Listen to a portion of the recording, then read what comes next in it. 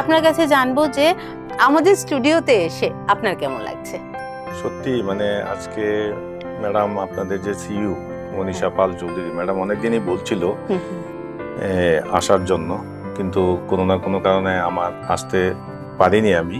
কিন্তু আজকে এসে মনে আমি অনেক দেরি করে ফেলেছি, এবং আপনাদের যা ইনফ্রাস্ট্রাকচার এবং ম্যাডামের যেই ধরনের আমাকে রিসিভ করলো, এটা সত্যি আমার লাইফের একটা হয়তো মানে স্মরণীয় হয়ে থাকবে।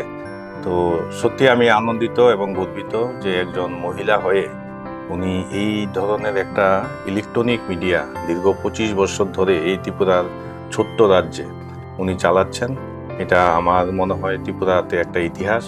এবং আমি অ্যাজ এ বিজনেসম্যান আমি বলবো যে ওনার যে আপনি যে কারণে আমাকে ডেকেছেন যে অ্যাজ এ এন্টারপ্রেনার্স, আমি মনে হয় আপনার এই রুমের মধ্যেই সবচেয়ে বড় এন্টারপ্রেনিয়র এখানেই লুকিয়ে আছে।